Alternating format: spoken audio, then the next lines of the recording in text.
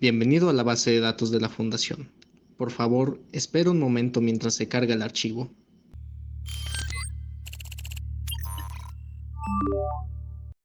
Número de objeto. SCP-4130. Clase de objeto. Keter. Información desactualizada. Mostrando clase actual del objeto. Contención pendiente. Mostrando clase actual del objeto. Pendiente. Procedimientos especiales de contención. La contención de 4130 ha sido reasignada a la Sociedad de Registros de Hechos Fantásticos. Debido a la naturaleza de la anomalía, no se pueden realizar más acciones para afectarla directamente en el presente. Los registros históricos han sido alterados ampliamente por las iteraciones pasadas de la Fundación, de manera que el consenso histórico y pedagógico es que Antonio López de Santa Anna fue una figura pública no anómala en México, que vivió entre los años 1794 y una entidad completamente ajena a 4130. Descripción. 4130 fue Antonio López de Santa Anna, un político mexicano y alterador de la realidad de tipo 3, activo entre los años 2147 y 2180. 4130 fue detectado por primera vez cuando utilizó sus capacidades de manipulación de la realidad para o bien insertarse a sí mismo o sustituir un personaje importante de la Segunda Revolución Mexicana en 2147. Nota. Aunque los dispositivos de la Fundación eran capaces de detectar una modificación de la realidad a mediana escala, la Fundación fue incapaz de recuperar algún archivo que documentara la realidad antes de dicha modificación.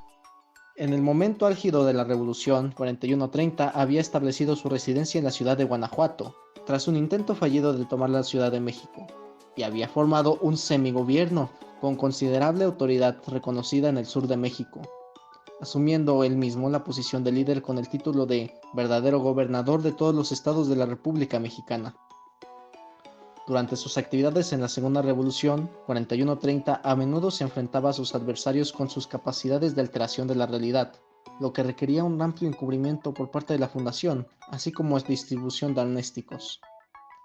En 2150, los operativos de la Fundación capturaron exitosamente a 4130.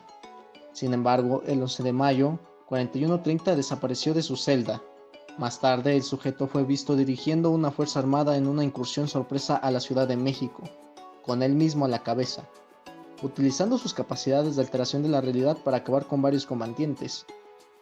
La batalla supuso la victoria de 4130, seguida del establecimiento de su verdadero gobierno como principal fuerza política de México. Nota.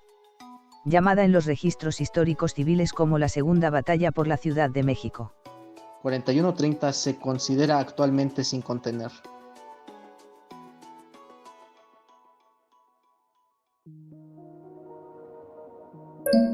Intento de contención 2. Después de la Segunda Batalla por la Ciudad de México, el proyecto 4130 se detuvo indefinidamente debido a la importancia pública de 4130 en la escena política.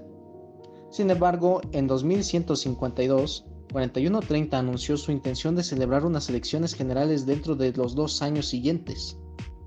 Tras la reactivación del proyecto 4130, los operativos de la Fundación capturaron con éxito a Elogio Santamaría, miembro del gobierno del propio 4130, y se le reeducó hasta conseguir su plena lealtad a la Fundación.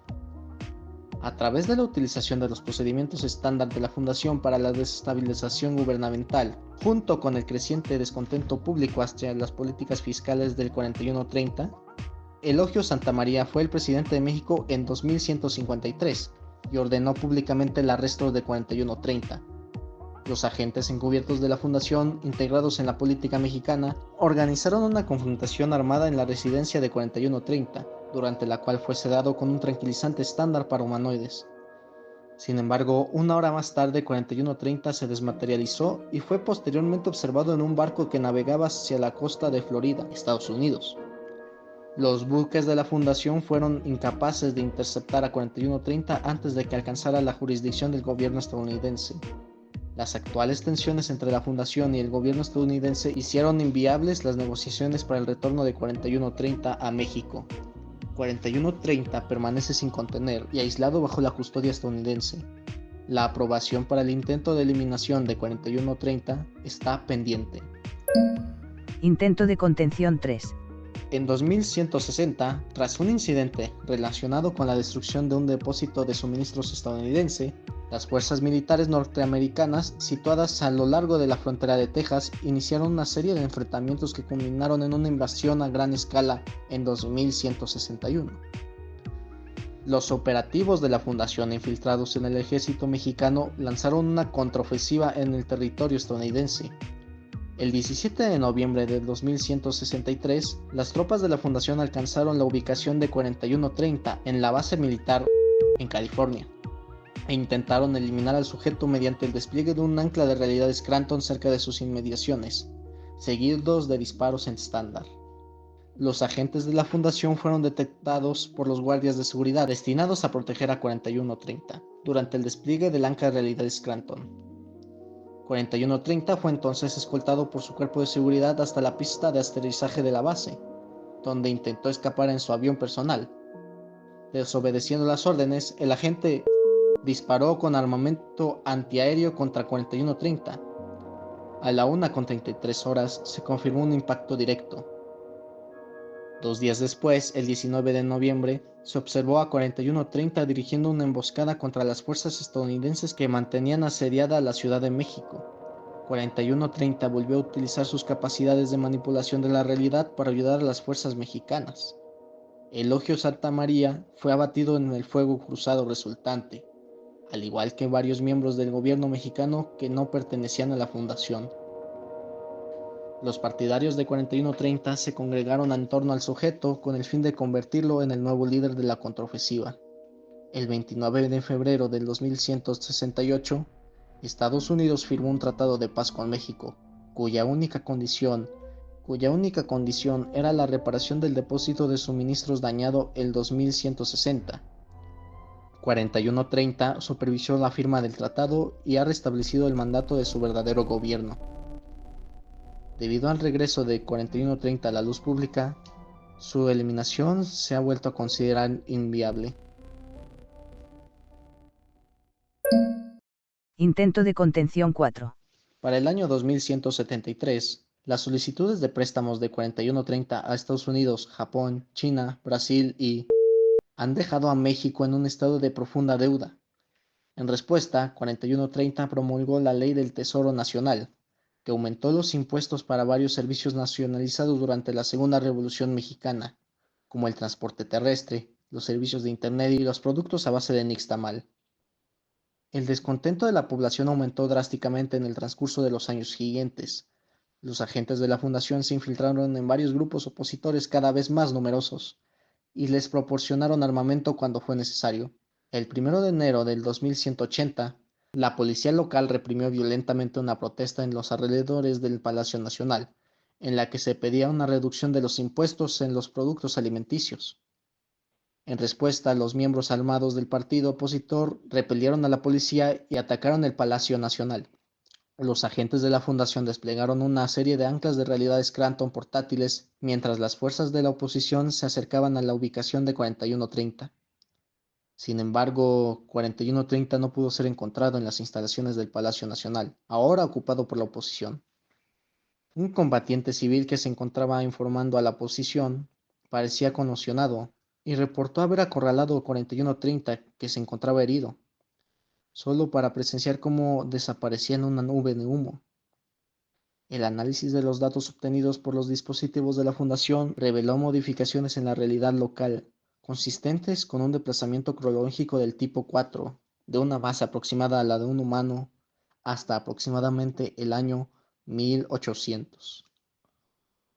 Se cree que 4130 manifestó una forma de alteración de la realidad no detectada anteriormente, y que las anclas de realidad Scranton en miniatura fueron incapaces de evitar. Registro de comunicación transtemporal. Una investigación sobre las organizaciones dedicadas a la contención de anomalías previas a la Fundación reveló la existencia de la Sociedad de Registros de Hechos Fantásticos, una asociación oculta alineada con el gobierno mexicano y que operaba en Veracruz hasta que se produjo su incorporación a la Fundación en 1900. Se estableció una comunicación transtemporal unidireccional mediante el uso de SCP y se proporcionó a la sociedad la siguiente misiva. así como varias herramientas estándar de la Fundación para contener a los alteradores de la realidad, junto con instrucciones sobre su funcionamiento. A la Sociedad de Registros Fantásticos. Como estudiantes del anómalo y nuestros predecesores, esperamos que la aparición de este mensaje sea motivo de alarma. Sin embargo, esperamos que el análisis de la maquinaria contenida dentro demuestre que nosotros, la Fundación SCP, no tenemos ninguna mala intención y no queremos más que ayudar a su organización. En el siglo XXII, más de 200 años a partir de donde se encuentran ustedes ahora, un poderoso alterador de la realidad llamado Antonio López de Santa Anna habrá tomado la presidencia de México mediante el uso de sus habilidades. La fundación, la organización que un día ustedes serán, habrá intentado capturarlo, momento en el que Santa Anna habrá viajado a su época, aproximadamente hacia el año 1800.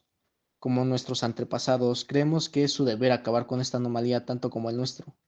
Y como nuestros antepasados, creemos que han sido plenamente capaces de ello, utilizando la maquinaria que le hemos enviado. Su misión es la misma.